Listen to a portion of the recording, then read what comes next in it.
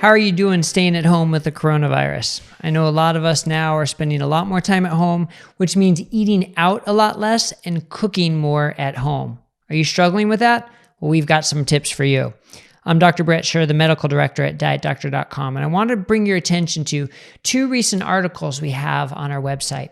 One is called The Ultimate Stay-at-Home Low-Carb Cooking and Baking Collection, and the other is called Learning to Cook Keto in the Time of Coronavirus. Because we know a lot of people's lives are busy and they spend a lot of time eating out or ordering out or picking up food and not so much time cooking at home. And now these times are changing. And with a lot of people staying at home more, all of a sudden we need to learn how to cook quick, easy, healthy food. So the first one, the Ultimate Stay-at-Home Low-Carb Cooking and Baking Collection, which was written by Jill Wallentine and posted on the 20th of March. Now, it has a lot of very helpful tips, like the freezer is your friend. When you cook extra and save it in the freezer. Very helpful tip.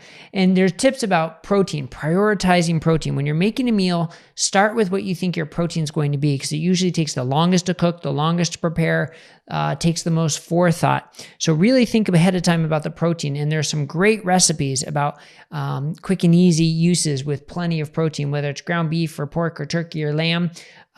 Making burgers and saving them is a great approach. Seafood can sometimes be a little bit tougher for people. They're not as comfortable, but we've got some great seafood recipes and some tips. And one of the best ones is eggs. I've stocked up on just dozens of eggs because they're so easy. They're such a great nutritious food with protein and plenty of great fat-soluble vitamins. And they're easy to cook. Just crack them in a pan with some butter, and a couple minutes later, they're done. It doesn't get much easier, and you can add veggies to it if you want, and plenty of cheese as well. So eggs are definitely your friend. I recommend stocking up. And Jill's piece has some great links to our recipes for omelets and frittatas and other eggs things. And with vegetables, frozen vegetables, this is the time for frozen vegetables because we might not be able to get to the grocery store to get the fresh vegetables. So she has lots of posts about that.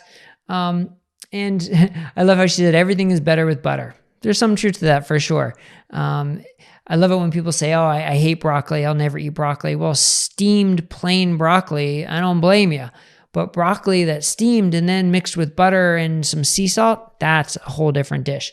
So, think of ways to sort of spice up your food in a simple way. It doesn't require much.